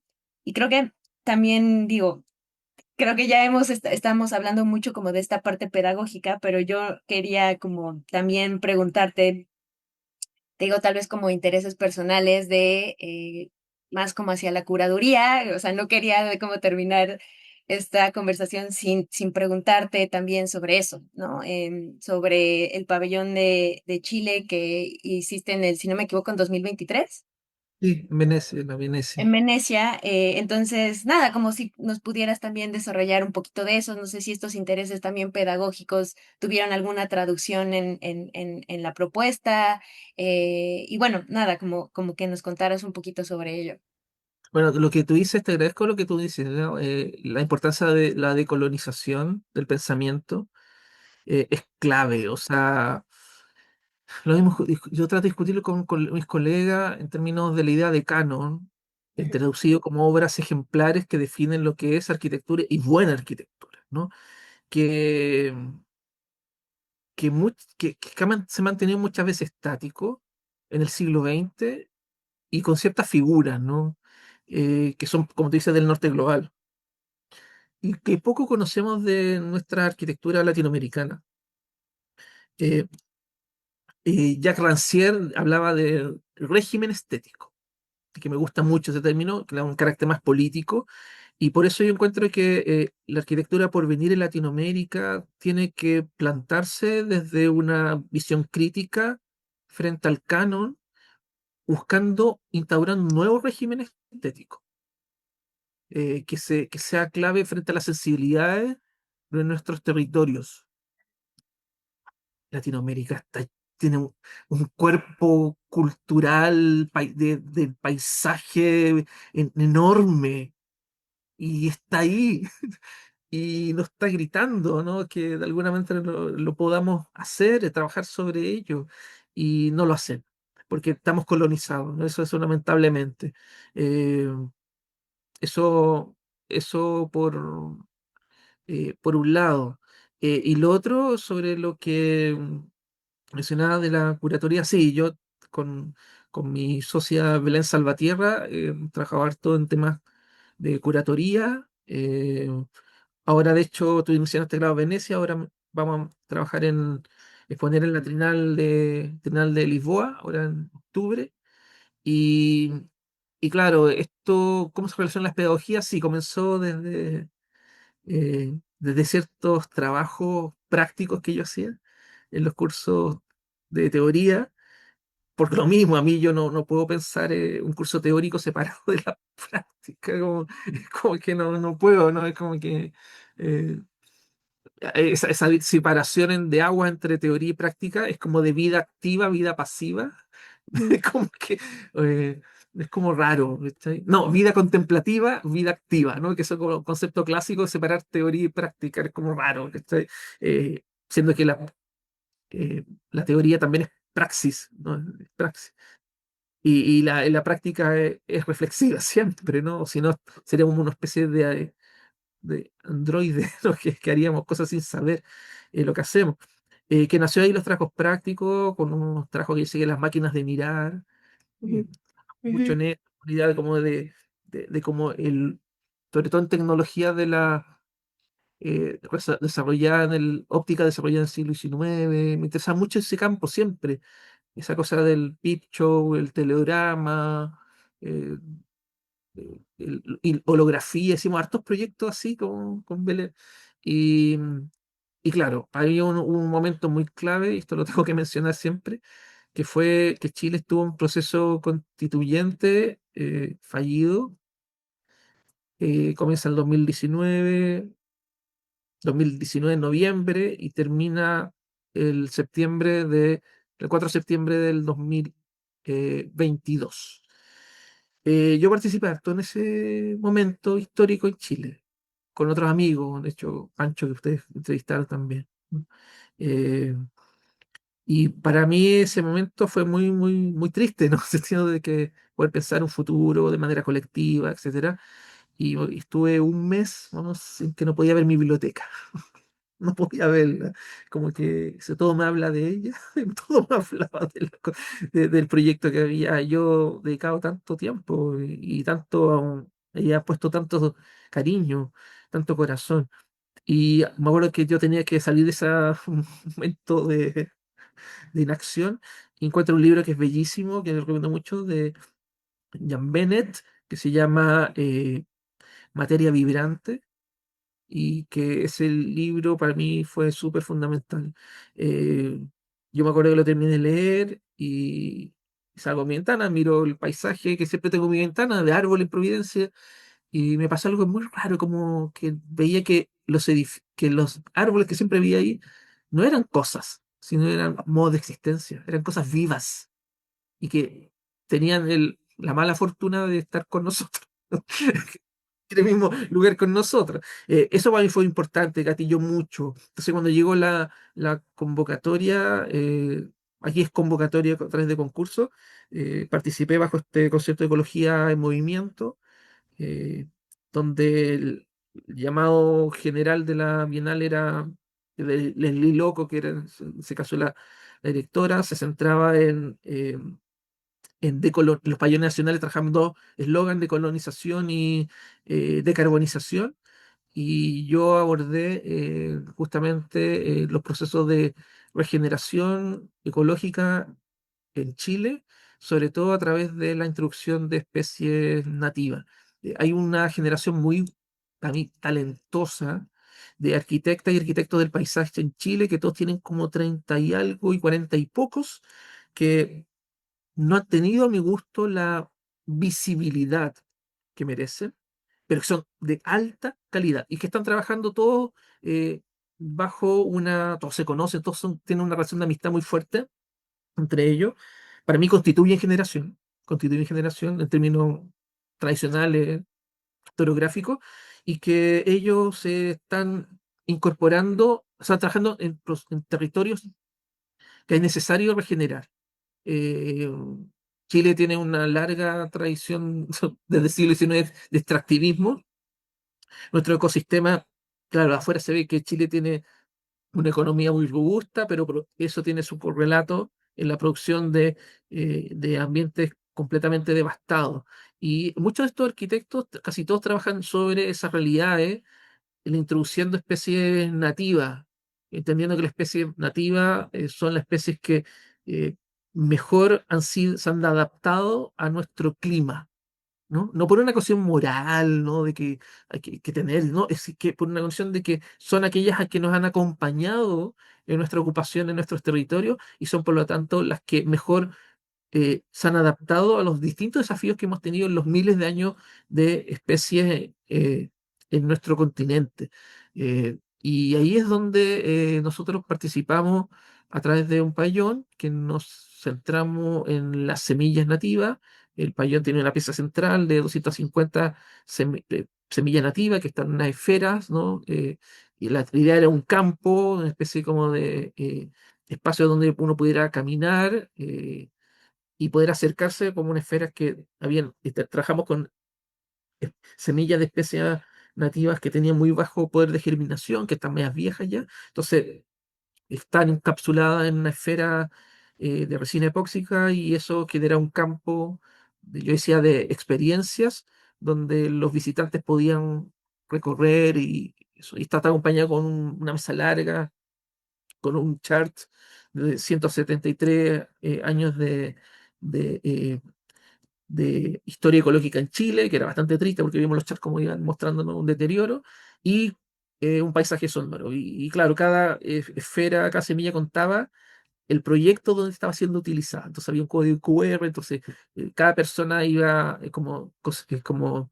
eh, acercándose a este individuo que está encerrado acá, y que le contaba quién era, dónde había sido colectado y qué proyecto había sido utilizado. Fueron 14 proyectos que mostramos ahí de arquitectos chilenos que son súper interesantes.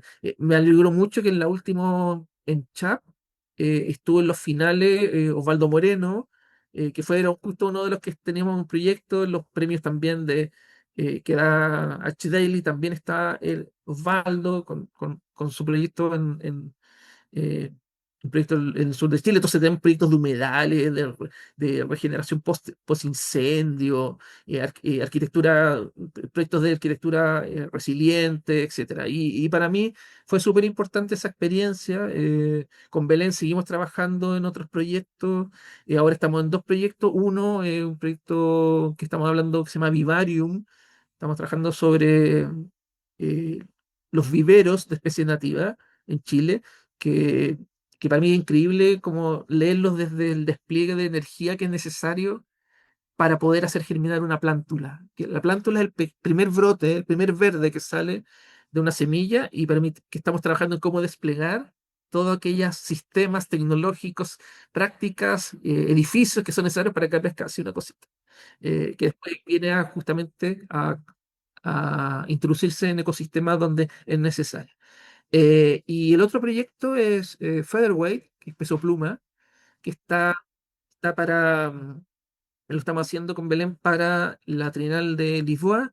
La convocatoria, a ver, los curadores del Trienal de Lisboa este año son Territorial Agencies, son súper conocidos, ¿no? Son una pareja de arquitectos que han trabajado con Ayel Weissman, etcétera, y que ellos, el mandato general de la Trienal de este año sigue siendo ecológica, porque la anterior era Terra, y también era súper con un foco en la ecología, y este también es una pregunta que es como parafrasea la pregunta que le hace Fuller a Foster, ¿no? ¿Se acuerdan de cuánto pesa, señor Foster, su edificio? Bueno, la pregunta de la Trienal es, ¿cuánto pesa tu ciudad? Ese es el nombre de la convocatoria. Y como ustedes sabrán, la Trienal tiene una muestra principal y una muestra de proyectos independientes. Y esto se hizo una convocatoria abierta a nivel global en enero. Se presentaron como 80 proyectos y seleccionaron 12. Y de esos 12 van a estar ubicados en 3 lugares. Nosotros estamos en la Casa de Arquitectura y el proyecto Featherweight trata sobre algo que desde el año pasado con la Belén nos interesa mucho, que es el tema de la subdivisión predial, ¿no?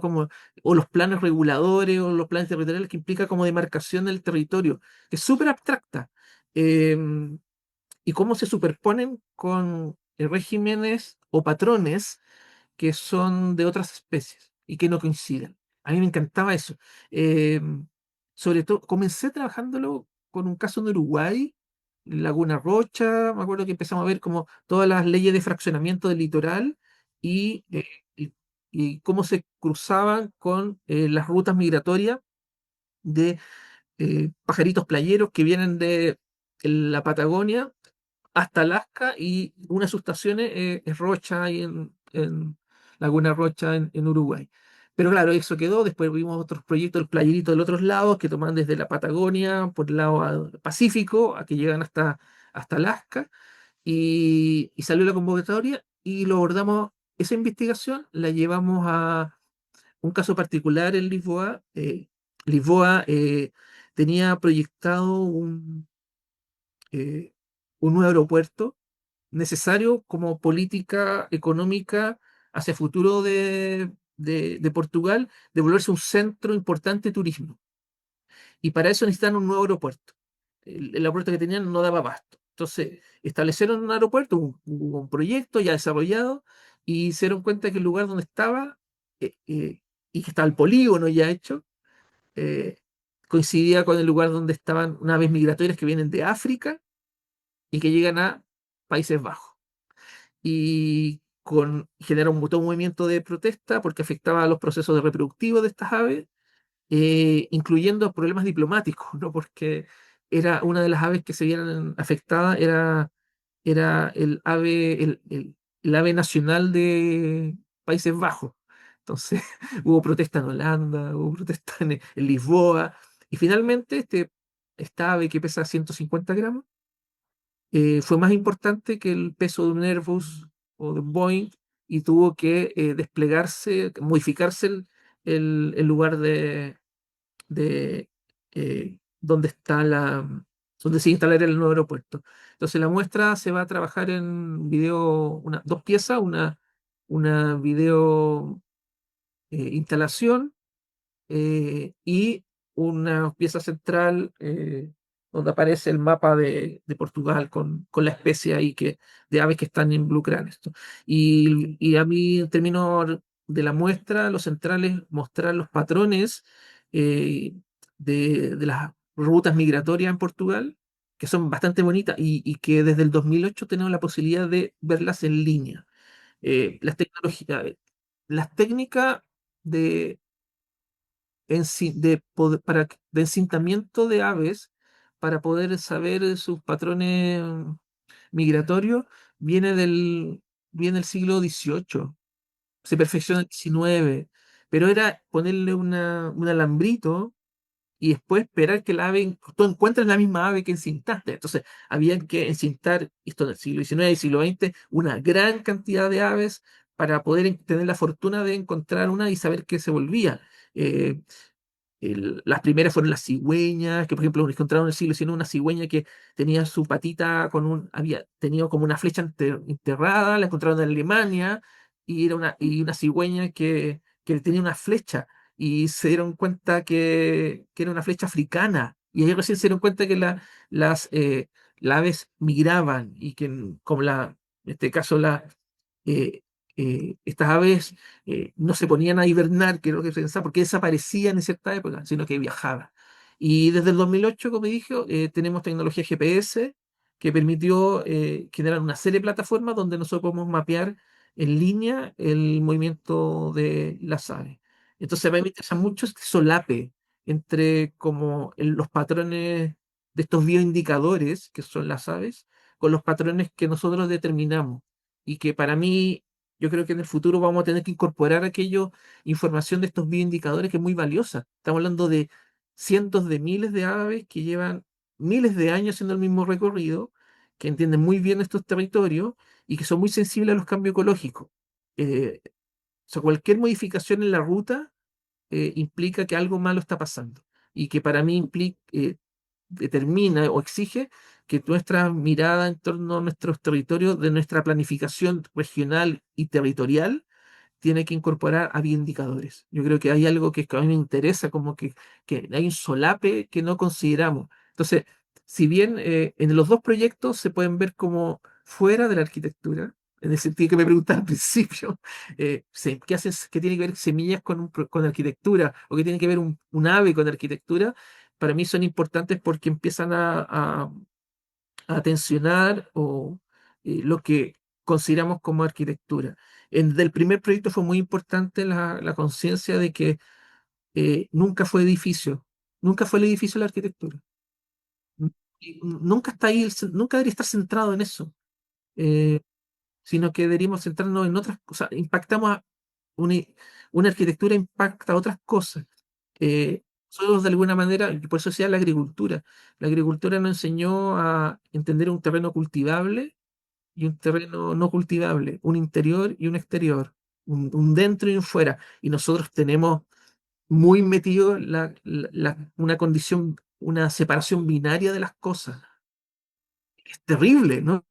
Y que uno ve que la ecología en realidad es pura indeterminación, son rangos, son como rangos que implican con probabilidades, que trabajan más bien con un campo antes que algo que definimos tan claramente como un edificio. O sea, entonces, yo creo que hay arquitectos que hoy día están trabajando mucho en estas dimensiones, trabajar con una indeterminación de los bordes, de los límites, de dónde termina tu proyecto, dónde empieza tu proyecto, los alcances temporales que puede tener tu proyecto más allá de tu vida, que puede ser hasta geológico, las redes extensas que tributan en tu proyecto como lugar de intensidad de materiales, de cosas que están mucho más, entonces tu proyecto es más largo y que la idea de campo para mí en sentido es mucho más importante.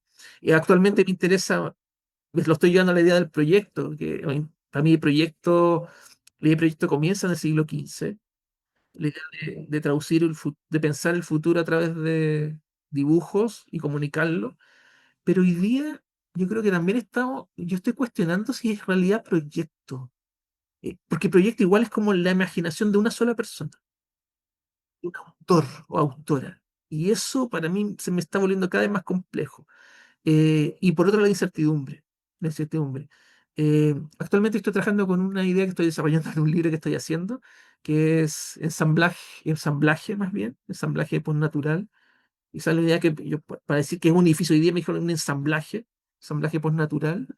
Y, y en sentido que la manera en vez de proyectar, digo navegar.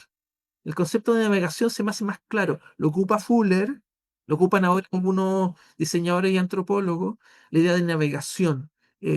A mí me gusta mucho esa idea de proyecto, como un ensamblaje que es abierto al cambio, que implica un ejercicio, una práctica que se acerca más a la navegación que al diseño entendido de un dibujo fijado para siempre, como a perpetuidad. La navegación tiene que ver con contingencia, tiene que ver con agencia, tiene que ver con algo que puede modificarse y que diluye la autoría. Y una de las cosas bonitas de la última Bienal de Venecia es que muchos de los pabellones que se mostraron no eran, había una gran cantidad de proyectos colectivos. Entonces, ya estamos viendo que se está cambiando, modificando la manera de hacer práctica. Y finalmente, yo lo que decía, y un poco lo decía eh, Karina, eh, nuestro sistema económico nos ha entrenado a ser lobos solitarios, lobos y lobas solitarios. No nos juntamos, no formamos manada, no formamos cardumen. eh, Somos todavía. Por eso hablaba de los procesos de subjetivación que son tan peligrosos. Todavía pensamos en la idea del autor solo. Y por lo tanto, el arquitecto solo frente a un proyecto. Y ahí caemos en manos de justamente sistemas precarios muy, muy, muy nefastos. ¿Por qué no ser como los modernos que formaron generación, formaron grupo, trabajaron en, en una configuración que sea más de una generación que es consciente de ser generación y que actúe con ideas que son similares y que se apoye entre sí? Los arquitectos del paisaje, yo aprendí un montón de ellos, porque ellos nunca trabajan solos. En un proyecto de paisaje nunca hay un autor o autora, Ujú, son equipos, trabajan en conjunto. Los límites entre lo que es arquitectura y botánica o entomología o biología se diluyen y no hay problema. ¿Cachai? Como miedos que vienen que desde la profesión, que muchas veces como miedo, resistencia, ¿no? Aquí es como fácil. eh, s- Trabajan muy, todos se trabajan entre sí, a veces se intercambian, uno trabaja en un proyecto, después trabaja en otro.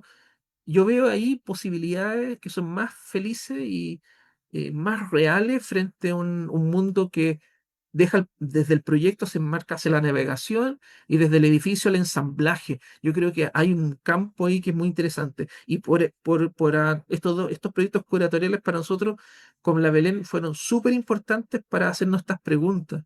Es una herramienta para cuestionarnos, que se traduce en otro entregable, como puede ser pues, un libro o un tipo de pedagogía. Nosotros vamos justamente a iniciar un taller en la Católica que va a abordar estos temas. Entonces, todo sirve de alguna manera enmarcado. Yo he logrado tener buenos amigos del mundo de la ciencia, de la botánica, que son muy generosos y que les sorprende primero que uno se acerque como arquitecto y que de ahí se generan cosas muy bonitas. Por eso a veces parafraseando a Felicity Scott, somos prisioneros voluntarios de esta profesión. O ujú. sea, nosotros mismos nos encerramos, nos separamos del resto de la sociedad, siendo que hay un mundo afuera. O sea, con Francisco Díaz decíamos esta cosa, siempre la necesidad de decir que hay una afuera Sí. de la arquitectura, es que el problema es que nosotros nos pusimos afuera. Y ¿Cachai? Es como que mira un mundo como una vitrina, siendo que nosotros nos pusimos en vitrina. Y eso implica diluir cosas tan importantes como la autoría, que para mí es algo que duele y es molesto y es doloroso a veces para poder entenderlo. sí, es un tema sensible en la arquitectura, la autoría. Eh, Deberíamos de hacer otro episodio hablando solo de eso. la autoría, sí. Sí, Eh, a mí, o sea, es que siento que me darían ganas de seguir hablando horas contigo, Gonzalo, a mí pero sí que también. he estado pensando como mucho qué pregunta hacer, ya tal vez como para ir comenzando a cerrar. Y creo que viene un poco más de la curiosidad y tal vez mezclado con como con un afán, un interés de mm, medio pedagógico, docente, no sé, de ir compartiendo experiencias propias y cómo las experiencias propias siempre son colectivas o, o momentos en nuestra propia historia o de lo personal, de qué manera eso tiene que ver con algo más abierto, como político, digamos. Eh, y a mí me da un poco de curiosidad saber cómo fue, y sé que es una pregunta muy profunda, larga, que puede dar para muchas cosas, pero en tu propio proceso de formación, no solo profesional, entendiendo como de arquitectura, disciplina, ¿no? Tu propio proceso de formación, ¿cómo ha sido o cómo fuiste transitando hasta llegar a estos momentos de el mismo cuestionamiento de qué implica la arquitectura?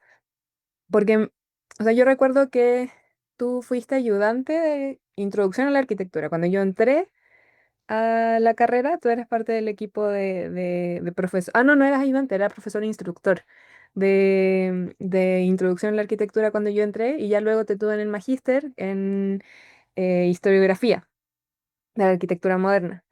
Entonces tuve esa oportunidad como de verte o tener en dos momentos de formación, pero aún así tal vez me imagino que por el programa de cómo se enseña la arquitectura, en el caso de esta de introducción era una manera más como dar los fundamentos, los conceptos iniciales que tienen que ir construyendo lo que entendemos sobre la arquitectura cuando estamos entrando, y luego ya en el magíster sí había más posibilidad de cuestionamiento y de crítica y de plantearse desde otro punto.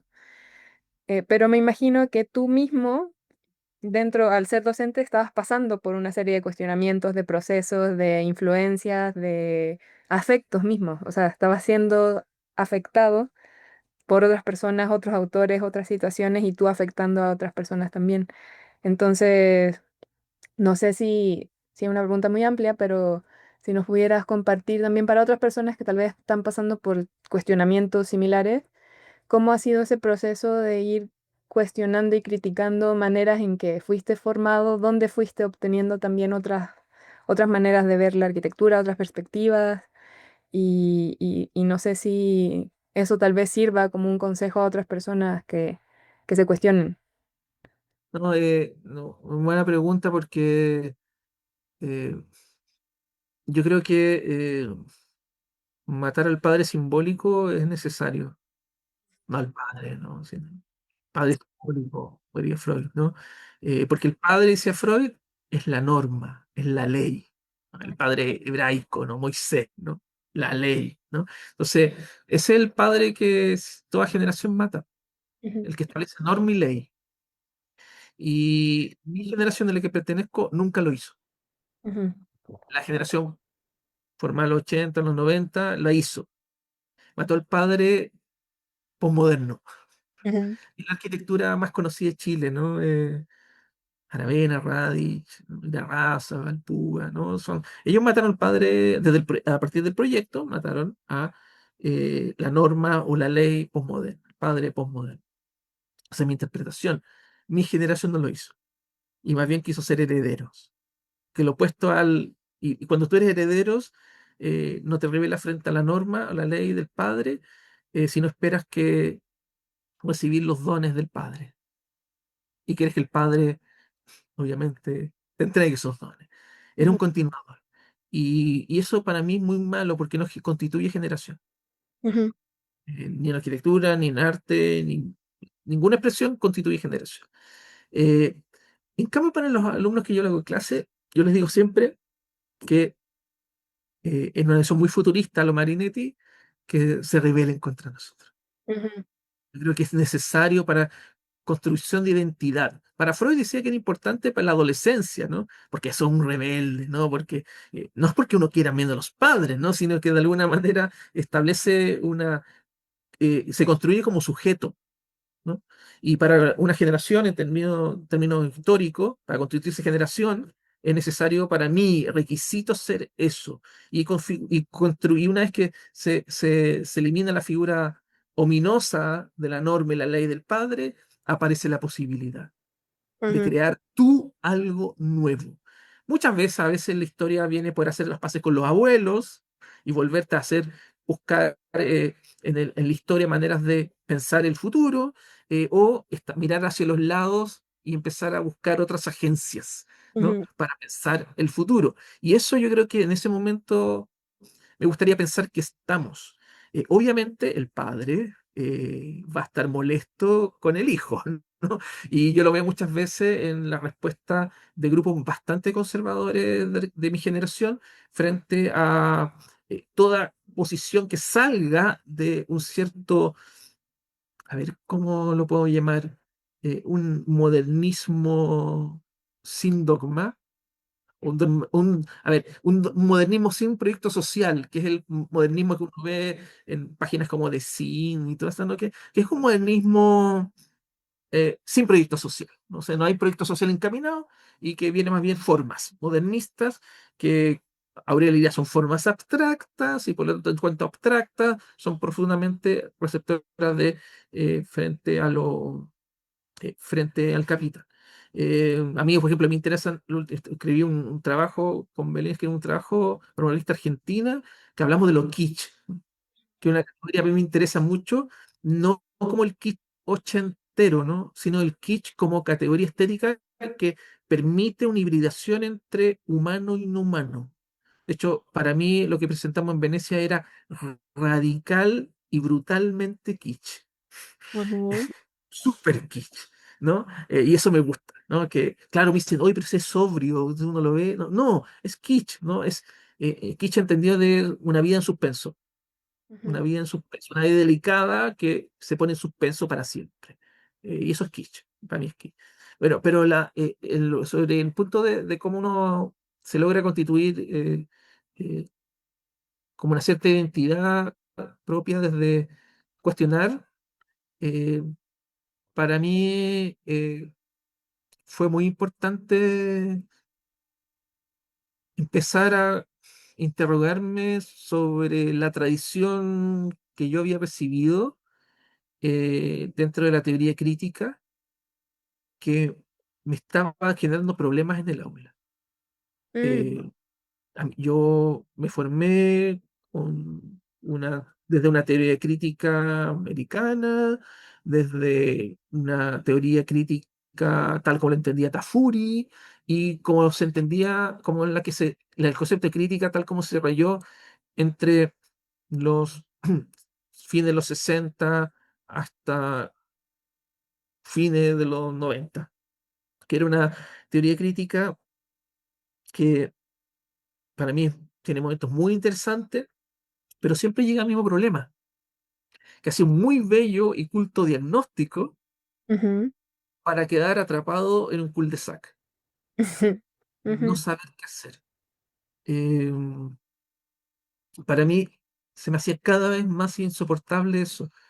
Eh, Mark Fisher dice que la pérdida del deseo es parte de la depresión y vivimos un tiempo de angustia y depresión.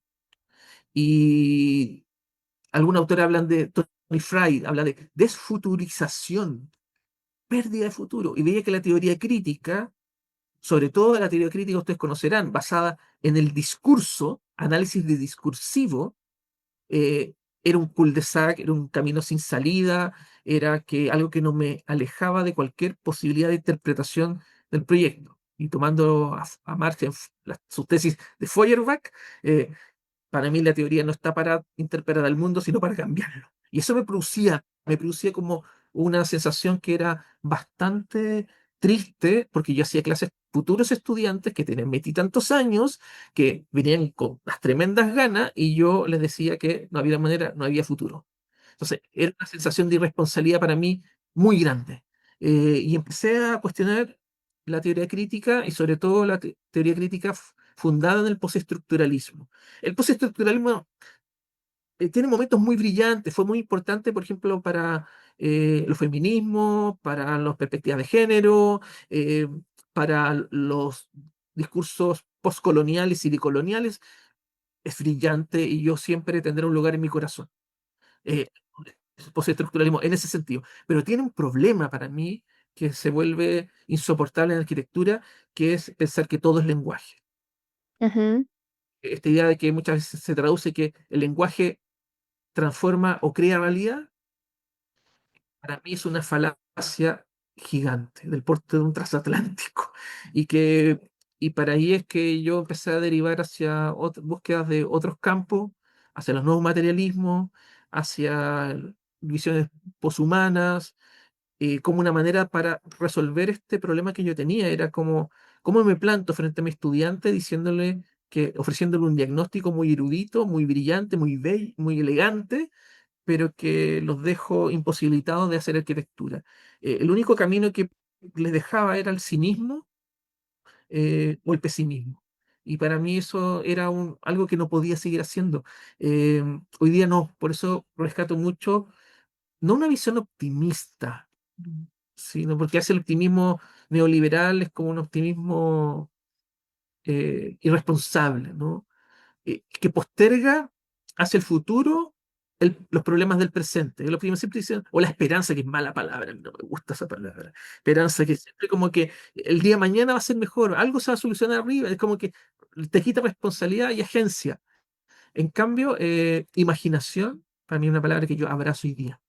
O Ujú, sea, ir a imaginar, dejar un tiempo, una melancolía que mí, la arquitectura está en un estado de melancolía muy grande, yo veía en las aulas, que mis alumnos a la hora de presentar futuro traían los proyectos de la imaginación de futuro que se hubo en los años 60 y 70. Por ejemplo, los radicales italianos, ¿no? Arquisum, ¿no? Knocked City. Y los proyectos y volvían a aparecer chicos de 20 años que su idea de futuro era el futuro de personas de hace 50 años, medio siglo.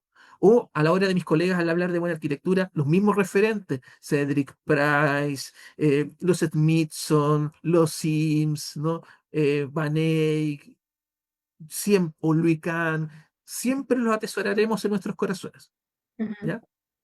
Hay obras que nos emocionan de ellos y cosas, pero no somos conscientes del tiempo presente y, de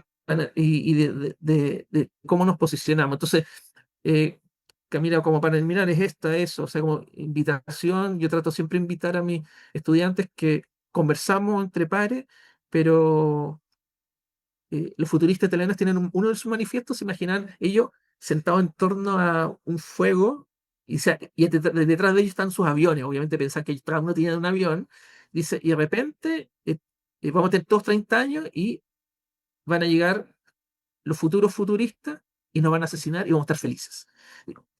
Yo comparto eso. Yo espero que la arquitectos que uno comparte en el aula constituyen generación, aunque tengan una relación parricida con nuestra generación, es parte del ciclo, que constituyen cardumen, manada, que no sean lobos solitarios y lobas solitarios, esos tristes, y que rescaten muchas palabras que nos han quitado o hemos dejado que nos quiten. Eh, que los afectos son inteligencia, las afecciones son relaciones con el mundo real, que sean más materialistas que sus profesores, que la dimensión constructiva la aborden en ese sentido, sí, y que vuelvan a imaginar mundos posibles, que yo creo que hay algo que mi generación ya no hizo. ujú. Ya.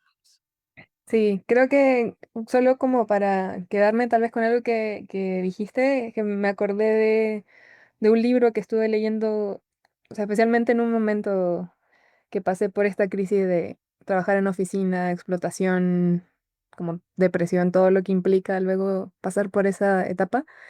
Llegó a mi vida un texto que se llama Militancia Alegre, no sé si lo Mm.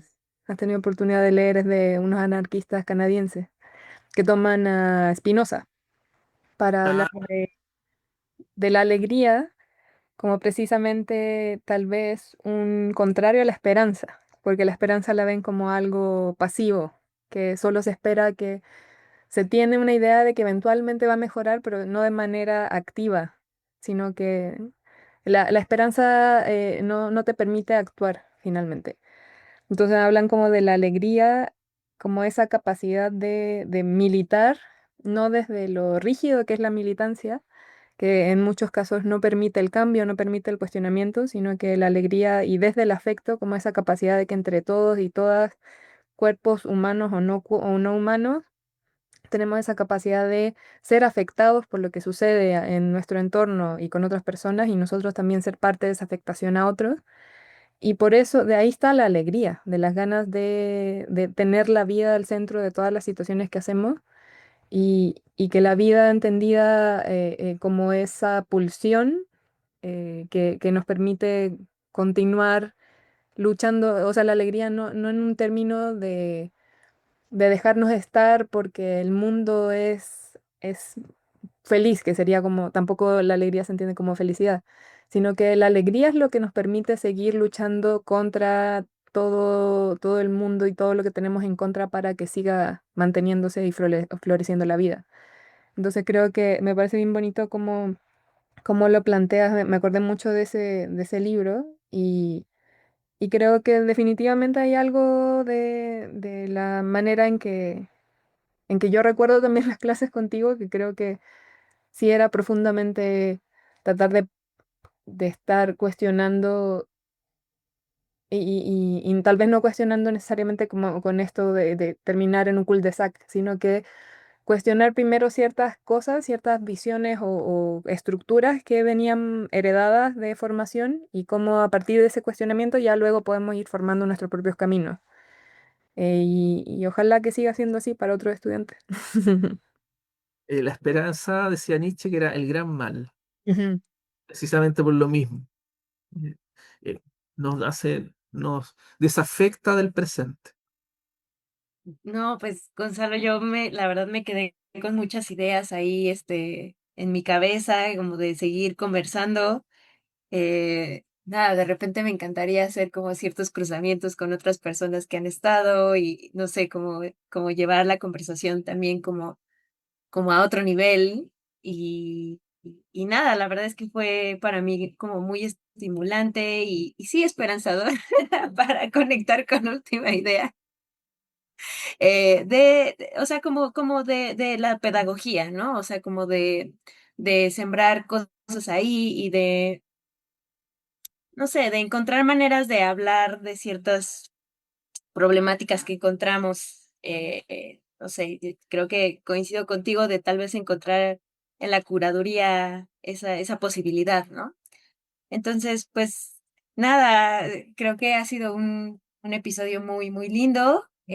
También somos unos apasionados de este tipo de conversaciones, pero ya llevamos 2 horas hablando.